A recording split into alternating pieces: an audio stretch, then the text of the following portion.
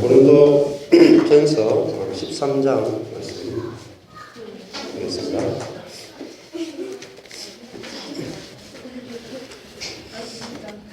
고린도전서 13장 지난주가 1절에서 7절까지 살펴봤는데 오늘은 8절부터 끝절까지 살펴보겠습니다. 4절부터 일단은 읽기는 4절부터 같이 한번 읽어보겠습니다. 다 같이 워낙 유명한 말씀이고 사실 암기가 되면 제일 좋은 말씀이 고린도전서 13장입니다. 옛날에 이거 저희 교회에서도 설교를 제가 몇 번이나 했는 걸로 기억을 하는데 그때마다 좀 많이 달라졌는데 그래서 같이 암기하듯이 말씀같이 4절부터 다 같이 한번 읽어보겠습니다. 시작. 사랑은 오래 참고 사랑은 온유하며 투기하는 자가 되지 아니하며 사랑은 자랑하지 아니하며 교만하지 아니하며 무례히 행치 아니하며 자기의 유익을 묻지 아니하며 성내지 아니하며 악한 것을 생각지 아니하며 불의를 기뻐하지 아니하며 진리와 함께 기뻐하고 모든 것을 참으며 모든 것을 믿으며 모든 것을 바라며 모든 것을 견디느니라. 사랑은 언제까지든지 떨어지지 아니하나 예언도 패하고 방언도 그치고 지식도 패하리라. 우리가 부분적으로 알고 부분적으로 예언하니 온전한 것이 올 때에는 부분적으로 하던 것이 패하리라. 내가 어렸을 때에는 말하는 것이 어린아이와 같고 깨닫는 것이 어린아이와 같고 생각하는 것이 어린아이와 같다가 장성한 사람이 되어서는 어린아이의 일을 버렸노라. 우리가 이제는 거울로 보는 것 같이 희미하나 그때에는 얼굴과 얼굴을 대하여 볼 것이요 이제는 내가 부분적으로 아나 그때에는 주께서 나를 아신 것 같이 내가 온전히 알리라. 그런즉 믿음, 소망, 사랑 이 세 가지는 항상 있을 것인데 그 중에 제일은 사랑이라. 아멘.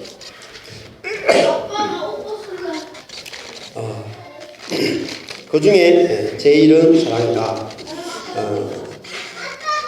그리스도인의 삶에서 뭐가 없으면 안 될까 이렇게 생각해 보면은 사랑이 없는 것은 안고 없는 집방과 같다. 또 우리 인생도 그런 것 같아요. 우리 인생이 무엇이 남을까 생각해 보면은 사랑 외에는 남는 것이 하나도 없습니다. 죽을 때에도 우리가 갖고 갈 수 있는 것이 아무것도 없고 우리 손으로 했던 모든 일들도 다 사라지게 될 것이고 직장에서 열심히 했는 것도 직장 일도 사라질 것이고 많은 일들은 사라질 거지만은 남는 것은 사랑이 남습니다. 그래서 사랑은 우리가 산다는 것은 어떤 분이 그렇게 저번에 정년 퇴직하시면서 이렇게 부채에 글을 쓰셨더라고요. 구절이 뭐냐면은 산다는 것은 사랑한다는 것이다. 그렇게 쓰셨더라고요. 그게 본인의 인생이다. 이렇게 말씀하시고 성경도 우리가 산다는 것은 사랑한다는 것이다. 그 말 한마디로 다 요약이 될 수 있습니다. 이 세상을 살면은 지혜도 필요하죠. 그리고 능력도 필요하고 여러 가지 필요하지만은 외모도 필요하고 재능도 필요하고 다 필요하지만은 결국은 우리를 만족해 하는 것은 사랑입니다.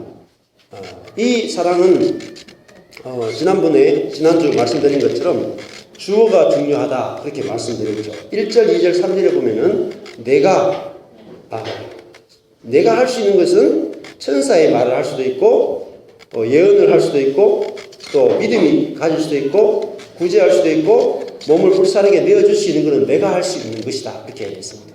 그러나 4절에 보면은 주어가 사랑은 이렇게 시작합니다. 내가로 아니고 사랑은. 그러니까 이 주어가 사랑은이라고 시작된다는 것은 이 사랑은을 다른 말로 하면은 예수는 이렇게 표현할 수 있어요. 예수는. 그러니까 이 사랑장 13장을 읽을 때 중요한 것은 내가 이렇게 사랑해야 된다라고 지금 말하는 것이 아니라는 거죠. 왜냐하면은 31절에 12장 31절에 너희는 더욱 큰 메이저 더욱 큰 은사를 사모하라 이렇게 말했거든요. 자, 그리고 여기서 더욱 크니 어디로 가냐면은 13장 13절에 제1은 할 때 그게 메이저니에요. 더욱 큰, 그 중에 더욱 큰 것은 사랑이다. 제1은이 아니고 원래 원어로 하면은 메이저, 더 위대하고 더 큰 것은 사랑이다 이렇게 돼요. 그러니까 12장 31절을 말씀하고 13장 13절 말씀에 같은 단어를 써서 지금 이렇게 대칭을 만들어 놨다는 거죠. 자, 이 사랑을 지금 뭐라고 지금 시작하냐면은 12장 31절에 더욱 큰 은사를 사모하라 이렇게 돼 있죠. 그 은사라는 말은 카리스마고요. 은혜는 카리스예요. 그러니까 은혜로 주어진 것이 뭐냐면은 사랑이라는 거죠.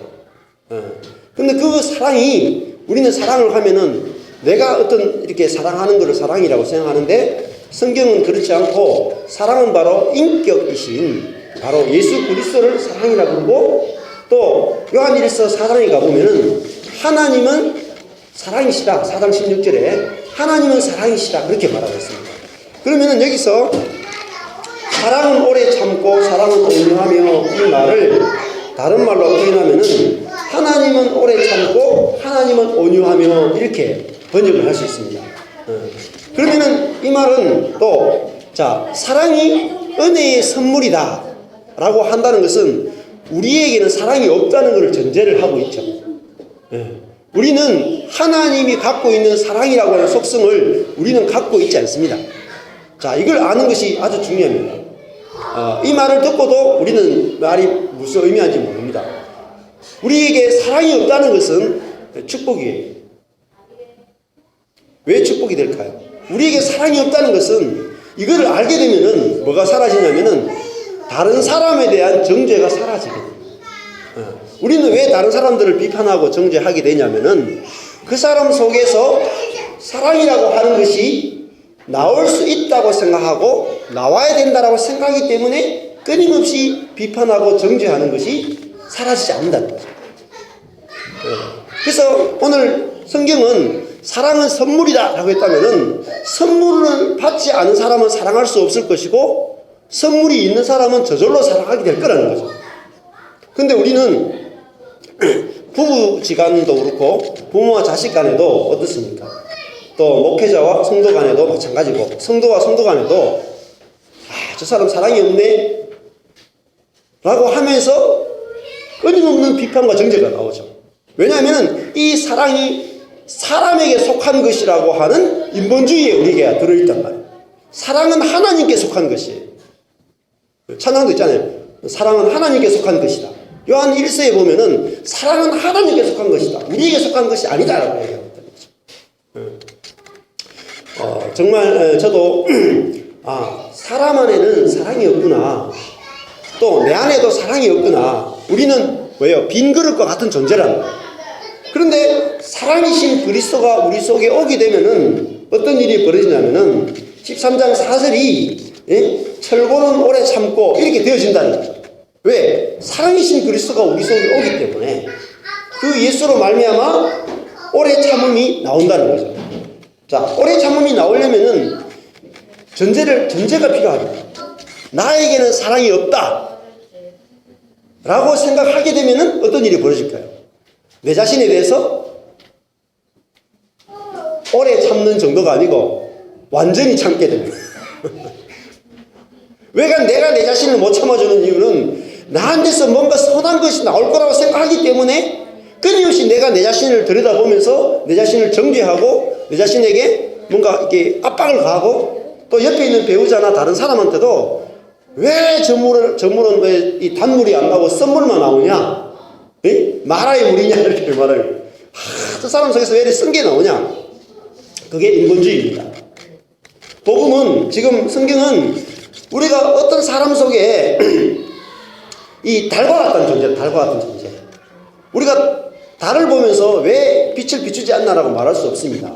달이라고 하는 존재는 태양으로부터 빛을 받아서 반사하는 존재지. 그리고 인간은 하나님의 사랑을 받아서 반사하는 존재라는 거죠. 그것을 알게 되면은 인간관계가 획기적으로 바뀌기 시작해요.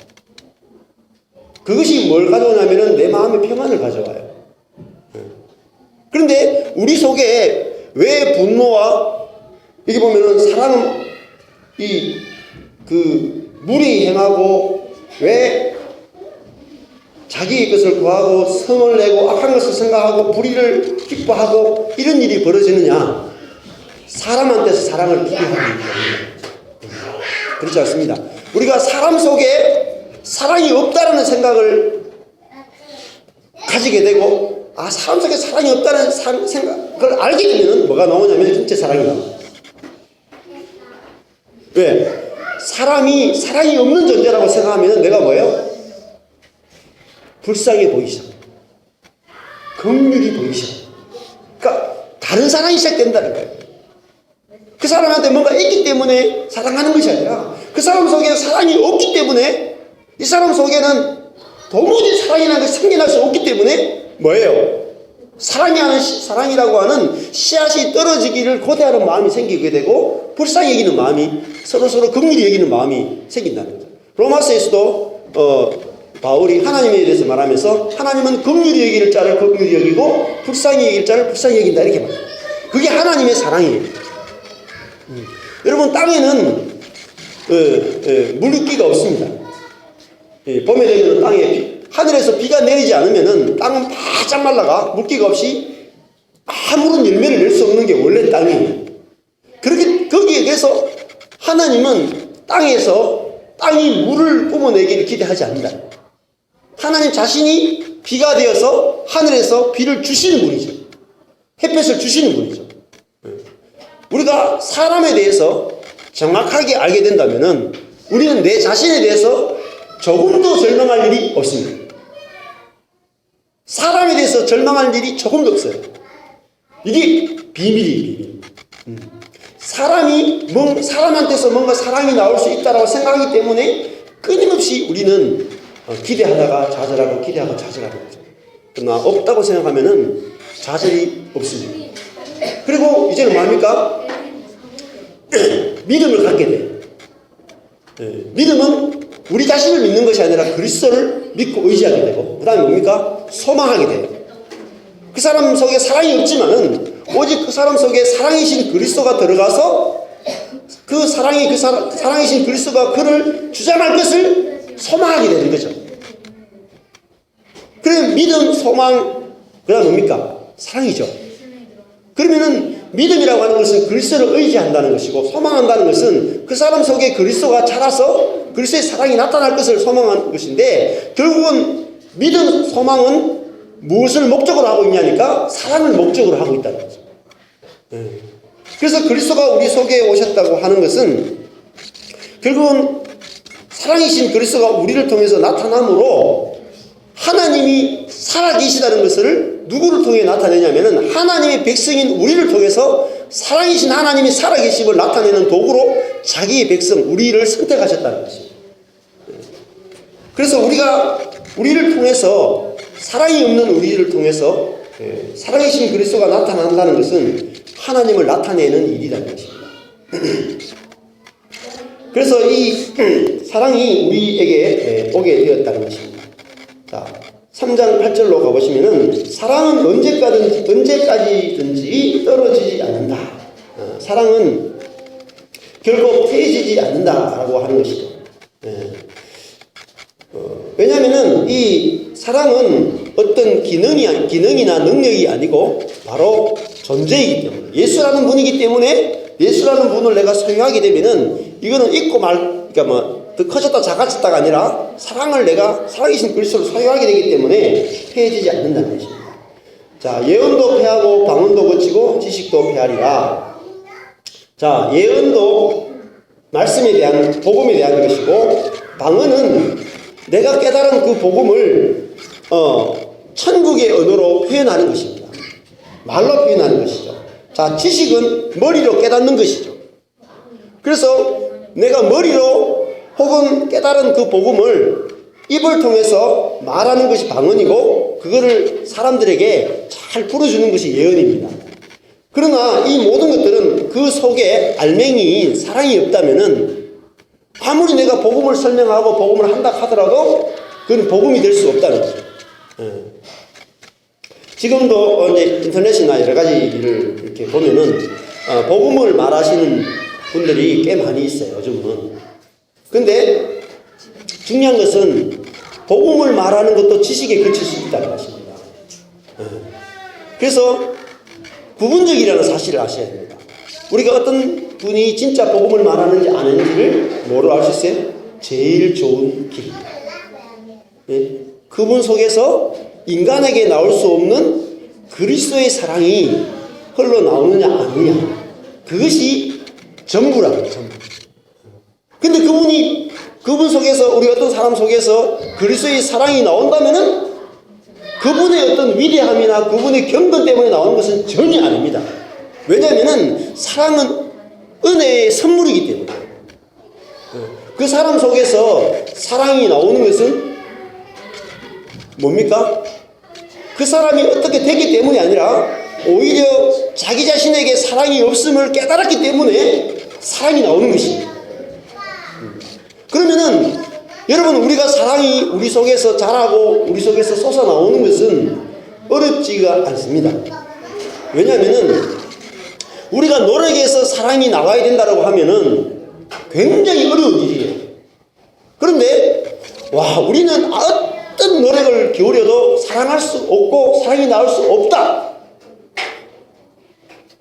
그러면 우리가 노력할 필요가 없죠. 다른 사람들이 노력 안 하는 거 볼 때도 당연하게 생각하게 됩니다.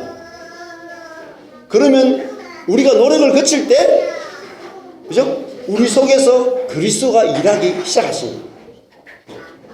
그것이 바로 사랑입니다. 우리가 노력하기 때문에 되지 않는 거죠. 여러분, 샘을 생각해 보십시오. 땅이 있는데, 우리 이제 아는 목사님, 김영식 목사님이라고 어릴 때 안동에 사셨는데, 아버지하고 이렇게 있는데 집에 그때는 수도가 없었잖아요. 그러니까 우리 집도 가창에 있었는데, 제가 살던 집이 한 100평 정도 이렇게 됐는데, 가난한 이렇게 초가집이었어요. 근데 마당 뒤편에 이제 우물물이 있었거든요. 우물물. 근데 물이 막 그렇게 깨끗하지 않았기 때문에 이렇게 빨래나든지 이런 데는 썼는데, 마시는 물은 저기 가서 조금 거기서 한 200~300m 가서 물을 막 길어오고 이렇게 했었어요. 근데 우물을 보면은 그 재밌는 것이 땅을 파잖아요.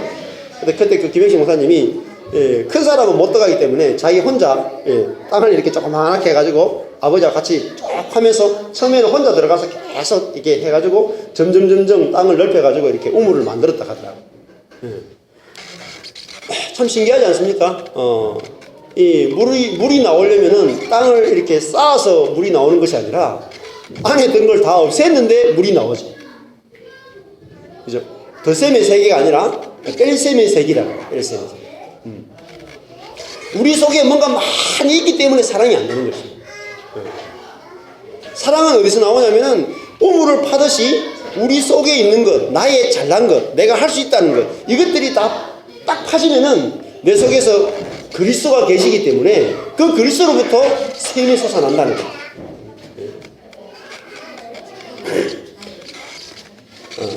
사전에 보시면은 사랑은 자랑하지 아니하며 교만하지 아니하며 이렇게 했습니다. 자, 자랑하고 교만하고 무례히 행하고 자기의 것을 구한다. 자, 이런 것들 보면은 사랑은 자랑이 없고 교만이 없죠. 그러니까 잘난 것이 없다는 거죠. 맞습니까? 잘난 것이 없어요. 교만한 것이 없어요. 또 무례히 행하는 것은 뭐냐면은 남을 무시하는 것을 말합니다. 무시한다는 것은 내가 남보다 잘났다는 거잖아요. 내가 뭔가 갖고 있다는 거잖아요. 그러니까 내가 남들보다 더 갖고 있다, 더 뛰어나다 라고 하는 데서는 절대 사랑이 안 나온다는 거예요. 사랑은 어디서 나오냐면은 자기가 아무것도 없다는 데서 자기 속에 오신 그리스도로 말미암아 솟아나는 것이 사랑이에요. 거기서만 솟아나는 것을 사랑이라고 이야기합니다. 9절에 보시면은 우리가 부분적으로 알고 부분적으로 예언하니, 자, 안다라는 것은 여기 위에 있는 8절에 있는 지식을 말합니다. 지식, 부분적인 지식, 또 부분적인 예언. 그러나 10절에 보면은 온전한 것이 올 때에는 부분적으로 하던 것이 헤아리라, 이렇게 말했습니다. 자, 온전한 것이 있고 부분적인 것이 있습니다. 자, 온전한 것이 무엇이겠습니까? 사랑이죠, 사랑. 10절에 계속해서 이야기한 것은 온전한 게 뭐냐? 이게 텔레오스거든요. 완성된 것. 가장 완전한 것이 뭐냐? 사랑이다.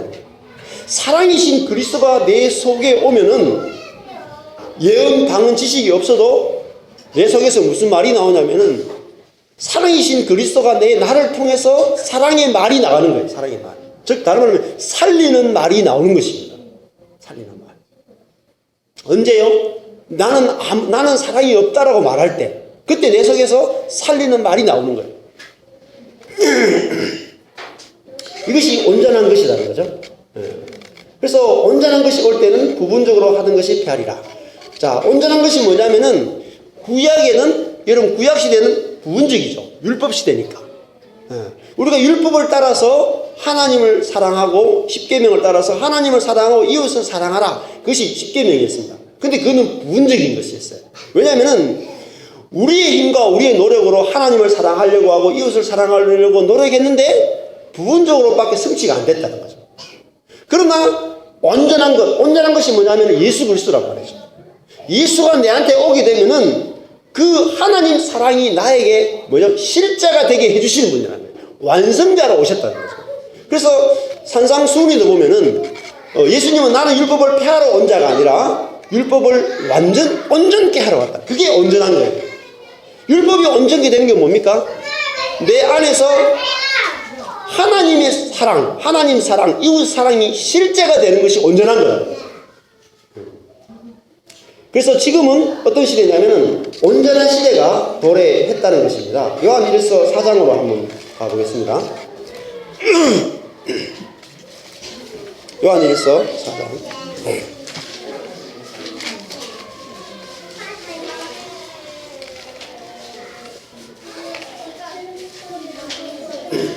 요한일서 4장 2598페이지, 2598페이지. 제일 끝부분에 있습니다. 2598페이지. 요한일서 4장 11절. 요한일서 4장 11절 2598페이지. 자, 사랑하는 자들아, 하나님이 이같이 우리를 사랑하셨은즉 우리도 서로 사랑하는 것이 마땅하다. 사랑하는 것에 빚을 졌다는 거죠. 어느 때나 하나님을 본 사람이 없으되 만일 우리가 서로 사랑하면 하나님이 우리 안에 거하시고, 자, 하나님이 우리 안에 거하시면은 우리가 서로 사랑하게 된다는 거죠. 자, 그리고 그의 사랑이, 자, 무엇이 이루어지냐면 그의 사랑이 우리 안에 뭐 됐습니까? 온전히 이루느니라. 이게 텔레이오예요. 완성된다는 거예요. 아까 전에 고린도전서에서 온전한 것이 올 때 할 때 그게 텔레오스거든요. 왜? 온전한 텔레오스고, 여기서 우리 안에 온전히 이루어진다가 텔레오예요. 그러니까 이게 완성된다는 거거든요. 그러면은 우리의 삶 가운데 사랑이신 그리스도가 내 안에 오셔가지고 거하게 되면은 우리가 완성된 자가 된다는 거예요. 그래서 그 완성된다는 것은 우리가 우리 안에서 하나님의 사랑이 흘러나오게 된다는 것이죠. 자, 그리고 16절 한번 보십시오. 4장 16절이 유명한데 같이 한번 읽어보겠습니다. 시작. 하나님이 우리를 사랑하시는 사랑을 우리가 알고 믿었노니 하나님은 사랑이시라.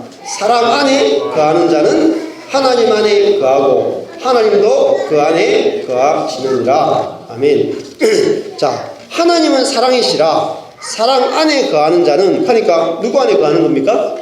하나님 안에. 자기가 하나님 안에 거하는 자는 이 하나님도 그 안에 거하신다. 하나님과 지금 하나로 연합된 삶을 보여주고 있고요. 17절에 보시면은 자, 이게 뭐라냐면 이로써 사랑이 우리에게 뭐랬습니까? 온전히 이룬 것은 자, 이루어졌죠. 여기도 텔레오예요. 그러니까 12절에도 우리 안에 온전히 사랑이 하나님의 사랑이 하나님 자신이 우리 안에 온전히 완성되었다 이렇게 말하고 17절에도 이로써 하나님이 우리에게 온전히 완성된 거예요. 우리 안에 오신 것은. 그리고 18절에도 보면은 사랑 안에 두려움이 없고 온전한 사랑이 여기 보니까 텔레오스 사랑을 뭐라 그러니까 온전한 사랑이라고 표현했다. 온전한 사랑이 두려움을 내어 쫓나니 두려움에는 형벌이 있습니다. 두려워하는 자는 사랑 안에서 온전히 이루지 못하느니라. 자, 온전이란 말이 굉장히 많이 등장하죠. 그러니까 온전한 것은 바로 사랑이다라고 볼 수 있다는 것입니다. 그래서 온전한 사랑, 곧 하나님이 내 속에 오시는 것이 바로 온전케 되는 것입니다. 여러분 구약에서 에스겔서도 그렇고 예언이 무엇입니까? 신약시대가 되면은 모든 사람이 온전케 될 것을 예언했다는 거죠. 어떻게 온전케 됩니까? 하나님이 우리 속에 오심으로 말미암아 모든 사람이 그 하나님과 연합됨으로 하나님의 사랑이 우리 속에 흘러감으로 우리가 온전케 될 거라는 거죠. 자, 그래서 우리가 하나님의 신성에 참여하는 자가 되었다. 이것이 온전케 되는 것입니다. 자, 그래서 10절에 고린도서 3장 10절에 보면은 온전한 것이 올 때에는 부분적으로 하던 것이 폐하리라 무효가 된다는 것입니다. 11절에 내가 어렸을 때에는 말하는 것이 어린아이와 같고 깨닫는 것이 어린아이와 같고 생각하는 것이 어린아이와 같다가 장성한 사람이 되어서는 어린아이의 일을 버렸다 이렇게 말하죠. 자, 여기 보면은 어린아이가 나옵니다. 3번 나오죠. 4번 나옵니다. 어린아이. 자, 여기 어디 나오냐면은 고린도전서 3장으로 가보십시오. 어린아이가 누군지 3장에서 우리가 어린아이를 보았습니다. 네피오스라고 고린도전서 3장 1절 같이 읽겠습니다. 시작. 형제들아 내가 신령한 자들을 대함과 같이 너희에게 말할 수 없어서 육신에 속한 자 곧 그리스도 안에서 어린아이들을 대함과 같이 하노라. 자, 어린아이 네피오스 나왔어요. 어린아이는 어떤 사람이냐면 육신에 속한 자예요. 자, 육신에 속한 자는 3절에 가보면 뭐가 있는 사람입니까? 시기와 분쟁이 있는 사람이죠. 시기와 분쟁. 다른 사람하고 나누어지는 사람. 누가 크냐라고 하는 문제가 해결되지 않는 사람이에요. 그게 어린아이죠. 그러니까 사랑이 없죠. 사랑. 그러니까 고린도서 3장 4절에 사랑은 뭐라 했습니까? 자랑하지 아니하며 교만하지 아니하며 그랬죠. 여러분 자랑하지 않고 교만하지 않을 수 있을까요? 제가 어릴 때 신앙생활 할 때 제일 힘든 말씀이 나보다 남을 낮게 여기라. 그 말씀은 다른 말씀은 내가 좀 지킬 수 있겠는데 나보다 남을 낮게 여기라 이 말씀은 도저히 못 지키겠더라고요. 그게 안 됩니다. 인간으로서는 우리가 여러분 아무리 노력해 보십시오. 나보다 남을 낮게 여길 수가 없습니다. 언제 낮게 여기냐면은 모든 인간이 십자가를 바라볼 때에 모든 인간은 아무것도 아닌 존재라는 사실을 볼 때 그와 내가 똑같다는 사실을 알게 될 때에 또 내가 받은 모든 것이 바울이 나의 나 된 것은 하나님의 은혜다 라는 것을 깨달을 때 나보다 낫구나 하는 것을 알게 되는 것입니다. 저도 이 복음을 이제 필리핀에서 이렇게 깨닫고 나서 목사님들하고 모임을 한 7, 8년 했습니다. 새벽마다 모여가지고 6시 반에 모여가지고 9시까지 2시간 반을 목사님들하고 모임했는데 2년 반 동안 했는데 그 중에서 제일 변화되지 않는 목사님이 있습니다. 그리고 그 모임만 하면은 저하고 이렇게 대결을 합니다. 그리고 내가 무슨 말하면 말이 많다고 그러고 설명 그만하라 그러고 이런 목사님이 한 분 계세요. 그 목사님 계신데 한 6, 7년 정도 하는데 진짜 힘들더라고요. 내가 무슨 말하면은 지식을 이야기한다는 거예요. 본인은 설명 굉장히 많이 하시면서 내가 이야기하면은 스탑. 그래서 그분이 또 이제 힘들어가 그분도 굉장히 힘들었겠죠, 저 때문에. 그러다가 이제 몇 개월 전인가 1년 전에 그분이 모임하는데 이런 이야기 하더라고. 내가 전 목사 때문에 진짜 내 시험 많이 당했다고. 참 내가 진짜 힘들었다고. 그래서 전 목사가 우리 모임을 참 이렇게 갈라지게 하고 늘 힘들게 하고 이렇게 이야기하더라고. 근데 주변 분들 다 웃는 거야. 그래서 주변이 다 웃으면서 야, 네가 그랬잖아. 그래서 전부 다 손가락질 이렇게 하는 거예요. 속은 시원했는데 제가 속 시원하다고 해결이 안 됩니다. 왜냐하면은 제 속에 제가 그분보다 낫다라고 하는 생각이 있는 이상은 마음에 평안이 없어요. 근데 요 근래 하나님이 계속 그때부터 지금까지 계속 저한테 주시는 마음이 뭐냐면은 그 목사님이 계셔야지 제가 무슨 생각을 할 수 있겠습니까? 네? 그 목사님이 나를 찌르는 그 목사님이 있어야지 내가 아무것도 아니라는 걸 알 수 있어요. 그래서 제가 이번 주에 묵상하면서 그런 생각이 들더라고요. 그 목사님이 내 인생의 최고의 스승이구나. 왜냐하면은 그대 앞에만 서면 나는 왜 작아지는가? 그 목사님 앞에만 서면은 내가 복음을 깨달은 자라고 말할 수가 없어요. 왜냐하면은 나는 내가 그분보다 낫다고 생각하기 때문에. 내가 내 자신이 누구보다 낫다고 생각한다는 것은 내 안에 사랑이 없다는 거죠. 그 사랑이 없으면 아무것도 안 되겠는데? 그럼 내가 뭐죠? 아무것도 아닌 자가 되는 거예요. 그러니까 내가 아무것도 아닌 것을 알려주는 분이 그분이에요. 그러니까 그분이 나에게 계시를 열어준 분이에요. 그러니까 내가 아무것도 아니구나 하니까 그 목사님 보는데 내 마음속에서 정죄가 안 나온단 말이에요.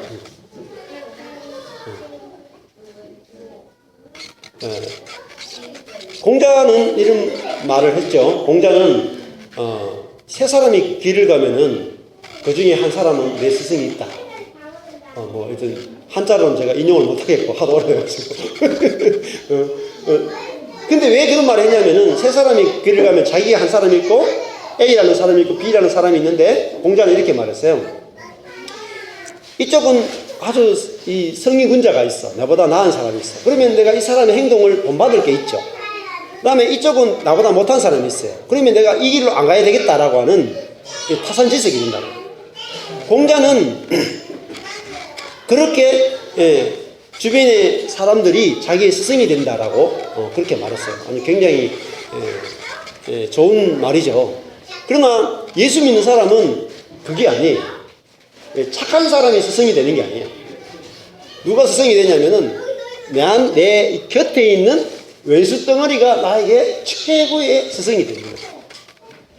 그 사람이 나를 팍팍 찔러주잖아요. 그때마다 나는 아무것도 아니올시다 가 되어집니다. 그러면은 내가 아무것도 아닌 자리에 서게 될 때에 뭐가 사라집니까? 자랑하지 않게 되죠. 교만하지 않게 되죠. 무례행치 않게 되고요. 내가 아무것도 아니기 때문에 자기의 것을 구할 수가 없게 되고, 그리고 성내지 않게 되고요. 악한 것을 생각하지 않게 되고, 불의한 마음이 안 생깁니다. 자, 우리가 사랑이 어디서 나오는지를 아는 것이 중요하다고 그랬죠. 사랑은 우물을 파듯이 우리 자신이 아무것도 아닌 존재라는 사실을 하나님께서는 무엇으로 보여주냐면 율법이라는 것을 가지고 보여주는 거예요. 십계명이라고 하는 그 율법을 가지고 하나님 우리에게 네가 하나님을 사랑할 수 있는지, 이웃을 사랑할 수 있는지 주변의 사람들을 붙여준다고요. 그럴 때 내가 아무것도 아닌 자구나. 그래서 나는 예수가 없이는 조금도 사랑이 나갈 수 없는 자구나. 그것이 계시라는 거예요. 계시. 그래서 오늘 집에 가면은 여러분에게 계시를 내려주는 분 손을 꼭 잡고 그렇게 하면 시험 들겠죠? 마음으로 그렇게 하라는 거예요. 마음으로. 당신 때문에 내가 복음에 눈을 떴다고. 저도 그렇습니다. 제 자신이 사랑이 없음을 언제 깨달았느냐? 새 교회 개척함으로 제 속에 사랑이 없음을 보게 됐어요. 근데 내 속에 사랑이 없음을 보게 될 때 무슨 사랑이 생기냐면은 상대방에 대한 정죄가 사라져요. 그리고 나도 불쌍한 인간이고 그도 불쌍한 인간이라기 때문에 하나가 되는 역사가 있잖아요. 이게 하나님의 사랑이에요. 놀랍죠? 상처가 없단 말이에요. 상처가. 우리가 우리 속에 복음을 묵상하다 그런 마음이 들었어요. 여러분, 상처받는 건 죄입니다. 내가 누군가로부터 상처를 받았다고 하는 것은 무슨 말일까요? 내가 그 사람보다 낫다라고 생각하기 때문에 우리는 상처가 받게 됩니다. 근데 제가 목회하면서 아내도 그렇고 저도 그렇고 너무 막 밤에 괴롭고 잠도 못 자고 수많은 밤을 보내면서 느낀 것은 내가 내 자신을 뭔가 대단한 사람이라고 생각을 하고 살았다는 거죠. 그런데 하나님은 그 수많은 밤들을 통해서 뭘 깨닫게 했냐면은 내가 아무것도 아니라는 사실을 알게 하셨어요. 그러고 나니까 내가 그 사람이 나에게 상처 준 것이 아니라 내가 교만했기 때문에 내 스스로 찔린 거구나 라는 것을 알게 됐다는 거죠. 그러니까 어떻게 되냐, 상처가 다 치유가 되더라고요. 그 사람 밉지 않은 거예요. 오히려 그 사람에 대해서 고마움이 생겼어요. 그래서 저는 우리 교회가 이제 새 교회 개척하게 되고 이렇게 되고 막 숫자도 없고 막 이렇게 된 것이 그 전에 숫자 많을 때로 돌아가고 싶은 마음이 없습니다. 왜냐하면은 내 속에 사랑이 없음을 알려준 사건이기 때문에 그렇게 됐습니다. 그럼에도 불구하고 제 속에 여전히 복음을 깨달았음에도 불구하고 여전히 남을 비판하고 정죄하려는 요소들이 남아 있었어요. 그런데 여러 가지 사건들을 하나님 계속 일으키시면서 남을 정죄할 수 없는 자리로 계속 저를 몰고 가시는 것을 보게 됐습니다. 그래서 복음을 깨달은 사람은 뭐냐면은 결국은 다른 사람을 살리는 사람이 복음을 깨달은 사람이에요. 지식적으로 내가 복음을 깨달았다는 거 아니라 그 상대방 어떤 사람을 만나든지 내가 아무것도 아니기 때문에 남을 살리려고 하는 마음이 나오는 사람이 바로 복음을 깨달은 사람입니다. 요즘 그걸 알게 되니까 복음을 지식으로 전하는 것이 아니라 복음은 사랑으로밖에 전달이 되지 않습니다. 사랑으로밖에. 그래서 복음을 깨달은 사람은 뭐냐면은 내가 정통이고 저 사람은 종교인이다 이렇게 말하지 않습니다. 왜냐하면은 하나님이 나에게 복음을 깨닫게 한 것은 내가 그 사람을 살리도록 나에게 먼저 복음을 깨닫게 한 거거든요. 이게 바울이 로마서에서 중요한 장이 로마서가 1장부터 16장까지 있는데 로마서가 제일 중요한 장이 무슨 장입니까? 이렇게 물으면은 성경 공부를 많이 한 사람일수록 로마서 8장이 제일 중요하다고 말해요. 왜? 생명의 성령의 법이 죄와 사망의 법에서 너희를 해방했다. 굉장히 중요한 복음의 깨달음입니다. 그런데 로마서를 더 깊이 깨달은 사람은 로마서 8장이 아니라 9장부터 11장이라는 사실을 알아요.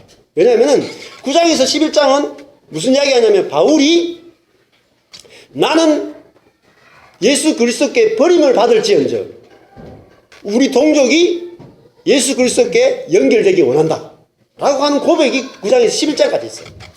즉 다른 말로 하면 자기는 이제 예수 그리스도의 눈을 뜬 자고 복음의 눈을 뜬 자이기 때문에 종교인들을 위해서 자기가 기꺼이 예수께 버림받기를 원한다라고 하는 그 사랑이 그 속에서 솟아나고 있다는 거죠. 그게 진짜예요. 정말 복음을 깨달았다면 내가 이단이 되고 상대방을 정통을 만들어줄 수 있는 그 사랑이 솟아나는 거, 그게 진짜라는 거야, 진짜. 복음은 우리를 끊임없이 우리 자신이 아무것도 아닌 자리로 우리를 몰아갑니다. 그러면서 많은 사람들과의 관계를 회복시켜주고 더 넓은 관계로 우리를 이끌어가요. 저도 인간관계를 잘 못하는 사람이었어요. 저는 이제 제 자신이 인간관계를 그래도 잘하는 사람이라고 좀 생각을 하다가 뭐 바르보기 하면서도 한 130명까지 됐으니까 내가 인간관계를 잘한다고 생각했어요. 근데 이 박살이 나면서 제가 인간관계의 빵점이라는 걸 알게 됐어요. 인간관계를 못하는 사람이라는 걸 알게 됐어요. 그러니까 내 인생을 돌아보니까 내가 인간관계를 진짜 못하는 거예요. 왜? 만날 때는 굉장히 친하다가 헤어지고 나면은 안 돌아봐. 사람 관리를 못하는 사람. 그리고 나하고 비슷한 부류의 사람은 만나고 나하고 다른 사람하고 다른 종류의 사람하고는 못 만나는 사람이에요. 그런 내 자신의 모습을 보게 되더라고요. 그래서 하나님이 저를 깨뜨리시면서 요즘은 저하고 다른 사람들을 이렇게 자꾸 만나고 싶은 마음들을 주시는 것 같아요. 그래서 안 만나던 사람도 이렇게 만나려 하고 다음 주 수요일에는 그 아베프 선배하고 또 만나기로 했어요. 우리 대구 지역에 이제 대표 간사도 하고 하는 신웅정 간사님이라고 저하고 이제 개척을 이제 준비하고 있는데 만나서 점심 하자 하더라고요. 그래서 좋다 그러면서 같이 식사를 하겠는데 누구라도 내가 아무것도 아니라고 생각하는 사람은 많은 사람들과 교제하게 돼요. 지금. 그 교제를 통해서 하나님 모든 축복이 흘러들어오게 돼 있거든요. 그러니까 인생의 제일 축복은 사랑입니다. 그 사랑은 뭡니까? 관계입니다. 관계. 얼마나 많은 관계가 만들어지고 그 관계 안에 선하게 지식으로 판단하고 정죄하는 것이 없이 오직 자기 자신은 아무것도 아니라고 하는 그 자리에서 상대방을 살리려고 하는 그 예수의 사랑이 솟아나게 되면은 우리 인생은 조금도 부족한 것이었구나. 내가 인생은 부분적인 것이 아니라 완전한 것이구나. 완전하구나. 인생은 너무너무 완벽하구나. 이걸 알게 될 거라는 거죠. 여러분, 예수 그리스도의 사랑은 내 인생이 얼마나 완전한 인생인지를 보여줍니다. 사랑이 없이 우리는 인생이 완전하다는 걸 몰라요. 저도 복음을 깨닫게 되면서 뭘 생각이 드냐면, 인생이라는 것은, 사람이라고 하는 것은 완전한 거구나, 완전한 거. 우리 인생은 완전한 거구나. 왜? 아무것도 아닌 그 우리 인생을 자기의 전전제를 걸고 사랑하시는 분이 있단 말이에요. 그래서 인생은 너무나 완벽하고 완전한 것이구나를 알게 됐어요. 그러니까 마음의 평안이 온다는 거예요. 평안이. 그래서 저와 여러분이 이 완전한 세계, 사랑의 세계, 하나님의 나라를 풍성히 누리시게 되기를 축복합니다. 여러분, 에덴 동산도 원래 아담과 하와가 결혼하는 웨딩, 신혼집이었죠. 하나님과 인간이 함께 거하는 신혼집이었습니다. 원래 그림 자체가. 그리고 성전도 지성소는 신혼방 분위기예요, 사실은. 하나님과 제사장이 1대1로 같이 만나는, 그리고 들어갈 때도 뭐죠? 세마포만 입고 들어가는 거죠. 그 하나님과 백성이 벌거벗은 채로 아무것도 아닌 자리에서 십자가 보혈 위에서 하나님과 사람이 함께 하나 되어지고 연합되는 자리가 지성소였단 말이에요. 근데 그것이 확대된 것이 어디냐면은 요한계시록이에요. 요한계시록 가면은 어린 양의 혼인잔치가 벌어지는 곳이 어디냐면은 새 예루살렘서예요. 그러니까 새 예루살렘은 뭐냐면은 결혼식 장소라는 거예요. 그 우리 인생에서 최고 사랑이 많았던 곳이 어디입니까? 결혼식장이죠. 우리 마누라는 뭐 그때 정신이 없어. 나는 사랑이 많았던 것 같은데 우리 마누라는 그냥 도피하듯이 그냥 결혼식을 했는데, 인생에서 제일 사랑이 많은 곳이 뭐냐? 결혼식장이에요. 그러면 하나님의 나라를 뭐라고 하냐면은 결혼식장이라고 해요. 결혼식장. 하나님과 예수와 어린 양의 신부인 우리가 결혼식 하는 것, 그것이 바로 하나님의 나라입니다. 그러니까 우리가 사랑이 뭔지를 모르면은 우리 안에 하나님 나라가 온전히 이루어지지 않는다는 거죠. 근데 사랑을 알게 되면은 우리에게는 너무나 완전한 것이 주어지게 될 거라는 거죠. 이번에도 이제 그 수요일 날 늘사랑 센터에서도 강의를 했는데 김창호 교수라고 유명한 교수가 있잖아요.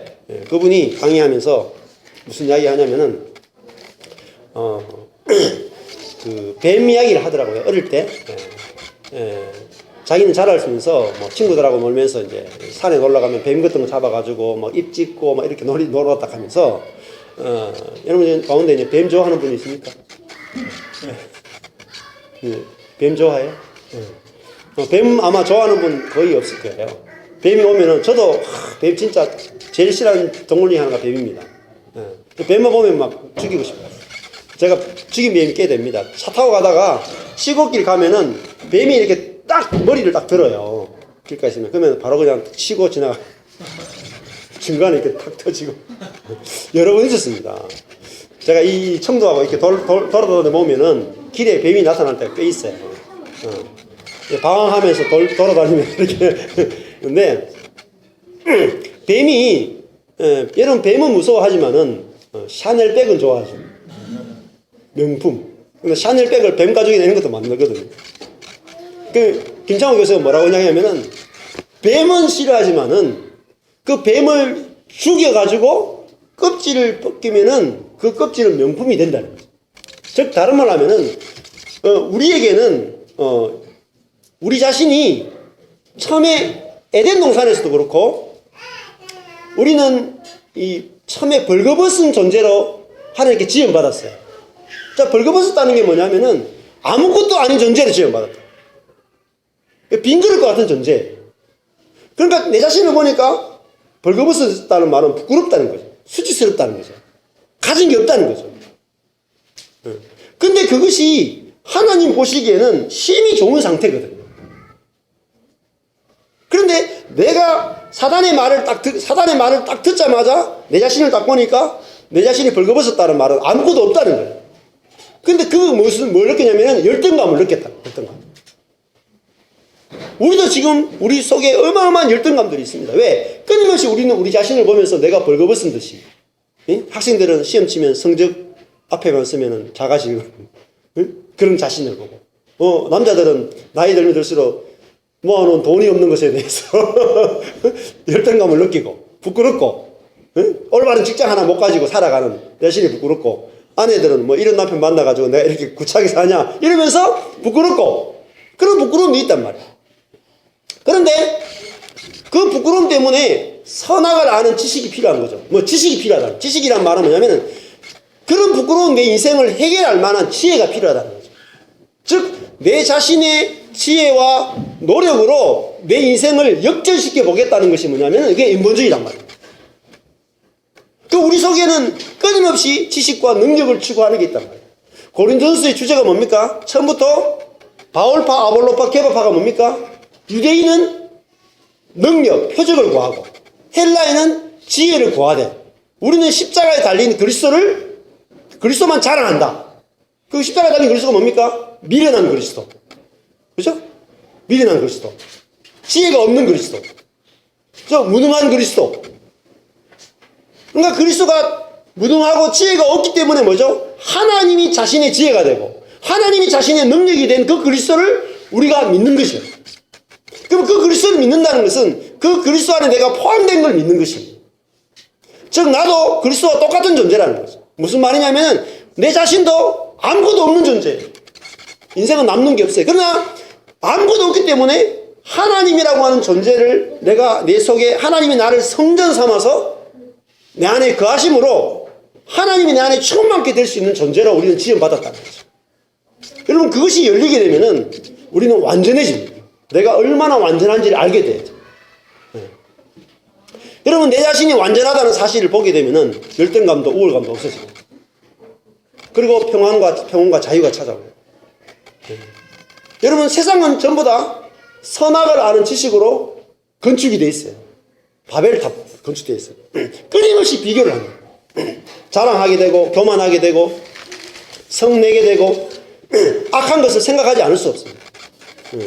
그러나 하나님께서는 이런 우리의 높아진 것들을 다 허무시고 우리 자신이 십자가에 달린 그리스도처럼 아무것도 아닌 존재임을 보이심으로 하나님을 전부로 우리가 신랑으로 맞아들일 수 있는 존재로 우리를 만드셨다는 거죠. 자, 그래서 3장 11절에 장성한 사람이 되어서는 어린아이를 버렸다. 자, 장성한 사람이 뭐냐면은 10절에 뭡니까? 온전한 사람입니다.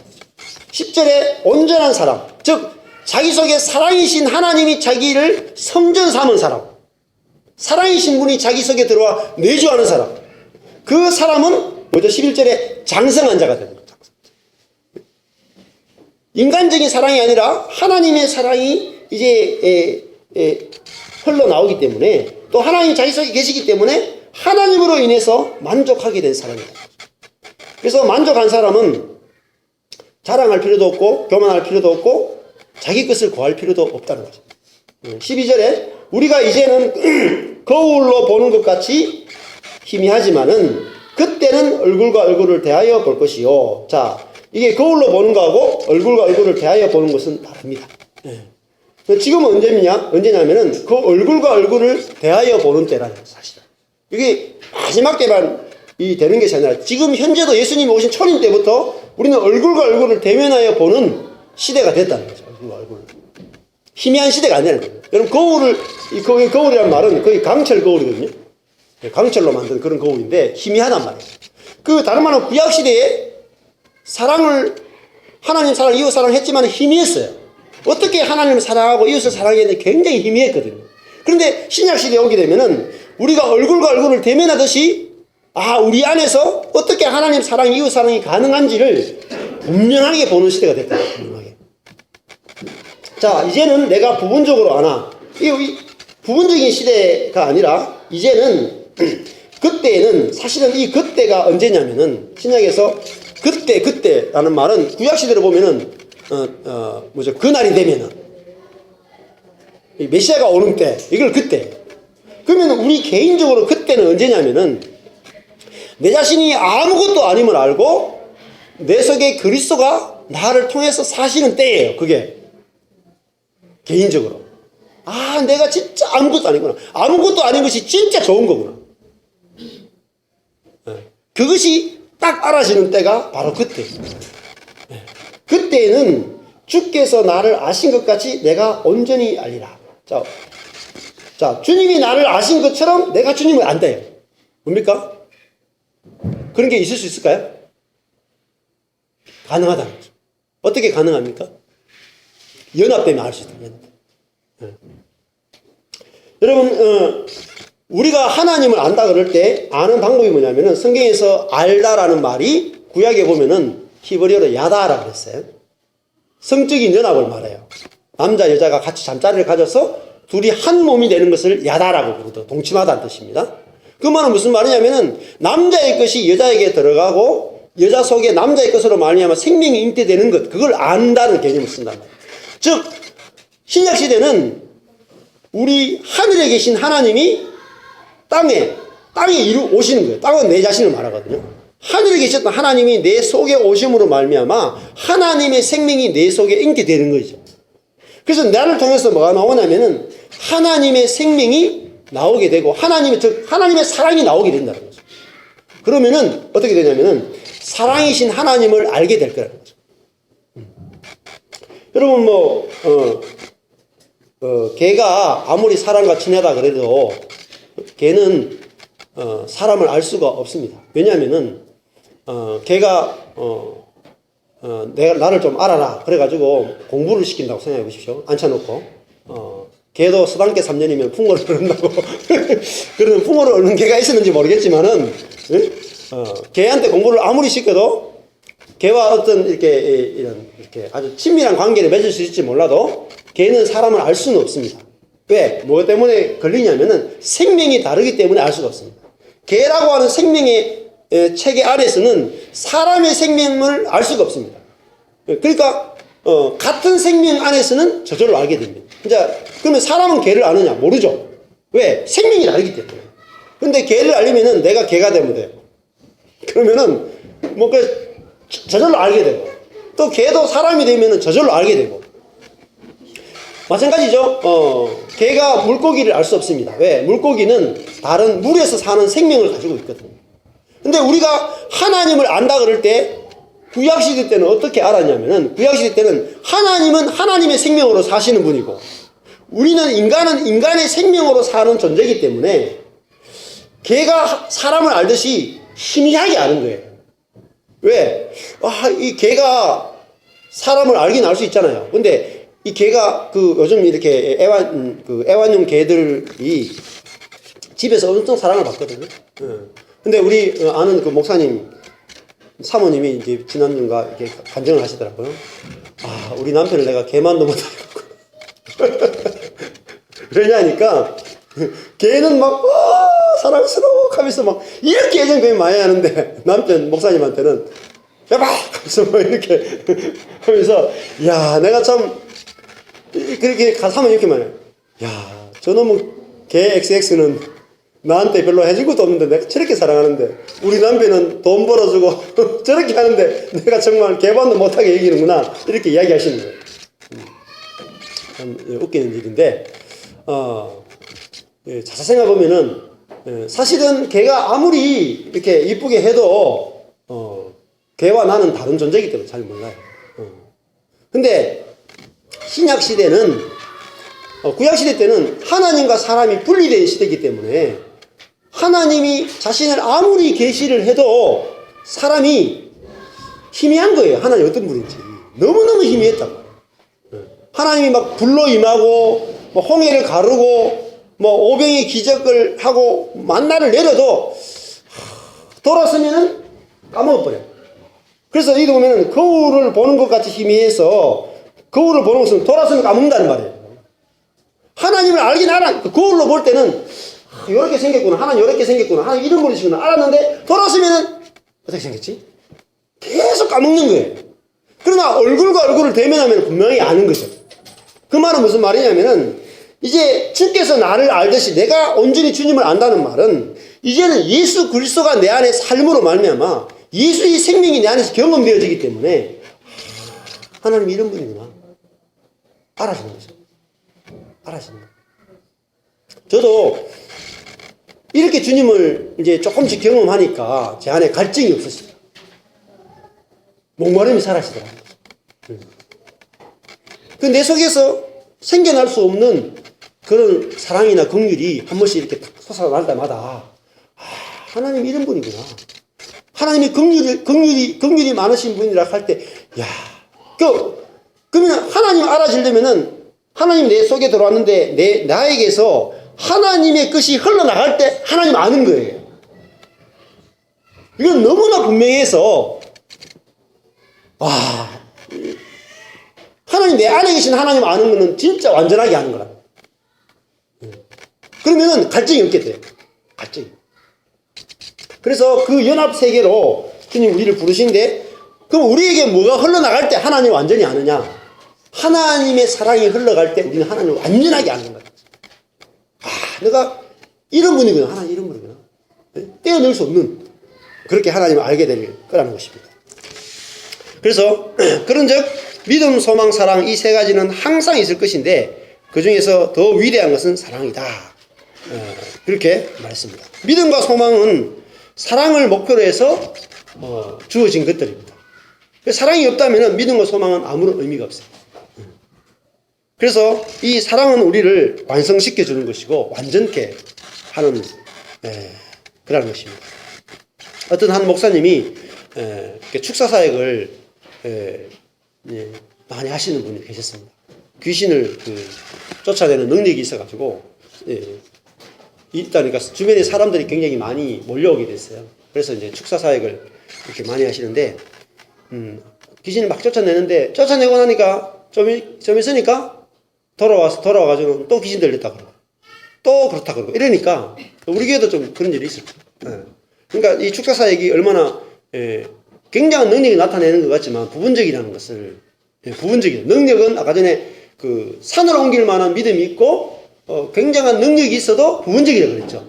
능력은 우리를 온전케 하지 못한다 그랬어요. 그래서 이 목사님이 자꾸 판단이 되는 거야. 저 나가가지고 도대체 어떤 죄를 짓고 어떻게 저렇게 살면은 또 귀신 들려오겠나. 그런 생각이 자꾸 이제 비판하는 마음이 자기 속에 생기는 거예요.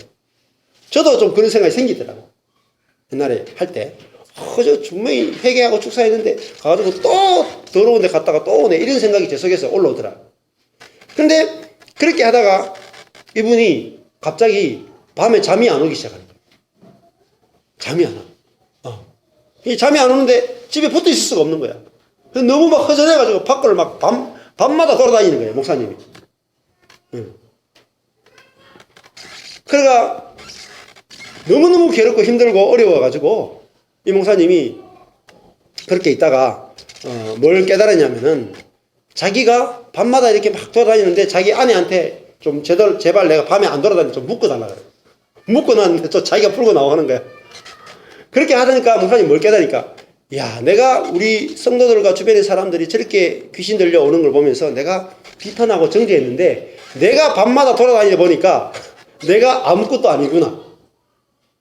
내가 그 사람들을 정죄할 만한 아무 자격이 없구나. 그걸 깨달았대. 그러가 하나님께 펑펑 울면서 회개하면서 주님 제가 잘못했습니다. 제가 저 자신도 이 모양 이 꼴인데 저 성도들을 비판하고 정죄했습니다. 그러면서 막 회개하고 오니까 그 정세가 사라졌더라고요.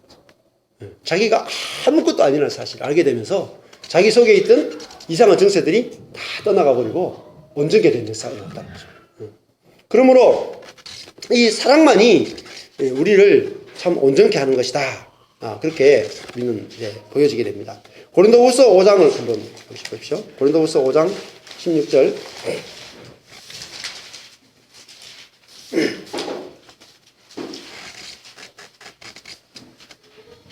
16절, 17절 보시면은 5장 16절, 17절. 그러므로 우리가 이제부터는 아무 사람도 육체대로 알지 아니하노라. 자, 우리가 이제부터 아무 사람도 육체대로 알지 않는다라는 말은 육체는 뭡니까? 누가 잘났느냐 못났느냐. 무엇을 육체라는 말은 사르크스거든요. 그 사람이 잘났느냐 못났느냐 뭔가 가지고 있느냐 가지고 있지 않느냐 또 선하냐 악하냐 그런 것으로 사람을 알지 않는다는 거죠. 비록 우리가 그리스도도 육체 아래 알았으나 이제부터는 이같이 알지 않는다. 뭡니까? 사람을 그 사람의 겉모습을 가지고 이제 판단하지 않는다는 거죠. 왜냐하면은 우리의 그 사람이라고 하는 것은 아무것도 아니기 때문에. 우리 모든 사람은 예수 그리스도로 소유할 자이기 때문에. 그래 우리의 겉모습은 중요한 것이 아니다는 거죠. 전혀 중요한 것이 아니다는 거죠. 여러분 우리가 우리 자신을 볼 때도 마찬가지고 내 자신이 육이 뭔가 된 것처럼 생각할수록 이게 답이 없는 거예요. 근데 나는 이 내 육이라고 하는 것은 내 자신 자아라고 하는 것은 아무것도 아니구나. 내 안에 계신 그리스도가 나의 진짜 제2의 자아구나. 김세인 교수는 우리 안에 있는 성령 예수 그리스도를 제2의 자아라고 합니다. 제2의 자아. 그 진짜 나라고요. 진짜 나. 왜냐하면 나는 죽고 예수가 살기 때문에. 그래서 여기도 육체대로 그리스도도 육체대로 알지 않는다라는 말은 그리스도도 그분이 미련하고 약하게 십자가에 죽은 분이지만은 그 속에 하나님이 계셨다는 거죠. 아버지가 계셨다는 거죠. 그러므로 17절에 그런즉 누구든지 그리스도 안에 있으면은 새로운 피조물이다. 이전 것은 지나갔다. 이전 것이 뭡니까? 원어로 보면은 아르카이오스예요. 아르카이오스. 이게 뭐냐면 아르케에서 왔어요. 아르케. 아르케라는 말은 머리라는 뜻이에요. 머리, 우리가 아담과 연결되어 있던 그 세계가 이제 끝나버리고 이제는 새로운 피조물, 새 것이 됐다는 거예요. 그래서 이제는 새로운 것이란 말은 새로운 머리에 연결되어 있다는 거죠.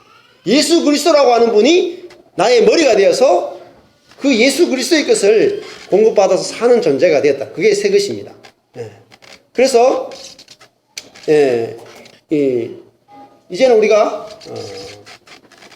무엇을 알게 되냐면은 예수 그리스도께서 죽으실 때 우리가 죽어버렸고 새 것이 되었다. 여기 보면은 14절을 보십시오. 고린도후서 5장 14절을 보면은 그리스도의 사랑이 우리를 강권하시는도다. 우리가 생각건대 한 사람이 모든 사람을 대신하여 죽었은즉 그게 대신하여가요 휘페르예요. 휘페르. 동그라미 치십시오. 휘페르. 휘페르가 위하여라는 뜻이 있고요. 모든 사람을 위하여 죽다. 또 모든 사람 때문에 죽다. 또 모든 사람을 포함하여 죽다는 뜻이 있어요. 여기에 포함하여라는 뜻을 지금까지 그 성경을 연구하는 사람들이 못 찾아냈어요.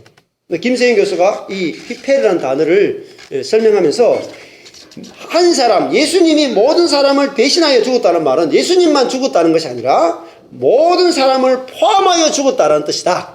내포적 대신이다. 이렇게 말했거든요. 그러니까 우리 자신이 뭐냐면 육체에 속한 우리 자신의 능력이나 재능이나 옳고 그름을 가지고 우리 자신을 자랑하려고 했던 그 사람이 예수가 죽을 때 다 함께 죽고 끝났다는 거죠. 그게 끝나버리고 이제는 새 사람이 된 거죠. 그 육이 없는 사람이 됐다는 거죠. 자기 자랑이 없는 사람이 됐다는 거죠. 그게 새로운 피조물이라는 것이죠. 네, 말씀을 마무리했으면 좋겠습니다. 아담과 하와가 지음받았을 때 벌거벗었으나 부끄러워하지 않았다. 이렇게 말했죠. 벌거벗었다는 말은 아무것도 없었다는 거죠. 아무것도 없었다. 왜냐하면은 이제 하나님이 아담과 하와를 사랑하시기 때문에 자기 자신이 어떠한지를 전혀 볼 필요가 없었다는 것입니다. 우리도 우리 자신이 어떠한지를 전혀 볼 필요가 없고 또 형제 자매를 볼 때도 그 사람이 어떤 행위를 가지고 있는지 어떤 것인지 전혀 볼 필요가 없는 세상이 됐습니다. 특별히 이제 가족 안에서 사랑하기가 어떻게 보면 더 어려울 수도 있어요. 근데 어떤 분이 김창호 교수 그런 이야기 하더라고요. 좀 한 걸음 이렇게 좀 거리를 두라 이렇게 이야기 하더라고요. 가족끼리. 자, 우리 가족들 우리는 이제 만약에 이렇게 옆에 여기 있는 지체들끼리는 뭐 이렇게 볼 때 말을 할도 이렇게 좀 할지 말지를 가리잖아요. 안 그렇습니까? 교회 오면은 제가 이제 뭐 이렇게 여러분들 이렇게 만나면은 권사님한테 뭔가 이렇게 하고 싶은 말이 예를 들어 생겨도 이 말씀 하면은 이 관계가 껄끄러워질 텐데 안 좋을 텐데 이래가지고 이렇게 한 달이 이렇게 좀 수위를 낮추잖아요. 근데 가족은 어때요? 가족은 사랑하긴 하는데 너무 가까워서 뭐로 아냐면은 육체를 따라하라. 뭐뭐 보냐면은 가족들의 행위를 보는 거예요. 행위가 막 보이거든요. 그리고 그 행위에 대해서 내가 말로 행위로 빨리 교정을 시켜줘야 된다라고 하는 그런 조급증이 우리 속에 있게 됩니다. 근데 김장호 교수가 하는 말이 좀 거리를 두라, 가족들. 그 말은 무슨 말이냐면은 그 행위를 볼 때 이 사람을 나에게 속한 가족으로 일단 좀 이렇게 너무 가까이 이렇게 보지 말라는 거죠. 누굽니까? 사실은 내 가족 이전에 누구예요? 하나님의 사람이죠. 그죠? 그 그리스도인들이 믿는 것은 우리가 육체적인 가족을 떠나서 더 중요한 것은 하나님의 가족이다. 그러면은 그 사람을 하나님의 가족으로 하나님의 사람으로 먼저 볼 수 있어야 돼요. 그렇게 되면은 우리가 조금 거리를 두게 되면은 뭐 시원이가 제 아들이다 치면 이 새끼 뭐 하면 이게 이제 가족이잖아요. 근데 그것도 있어야 되겠지만은 더 본질적인 부분은 시원이가 내 아들이지만은 그 이전에 하나님의 아들이고 하나님의 사람이다. 그래서 존중했다. 그것이 우리로 하여금 오히려 더 가족 안에서 이렇게 풍성한 사랑이 생길 수 있도록 해주는 것 같습니다. 기도하겠습니다.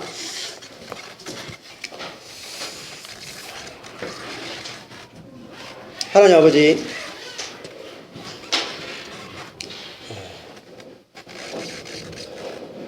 벌거벗은 인생을 창조하셔서 생명의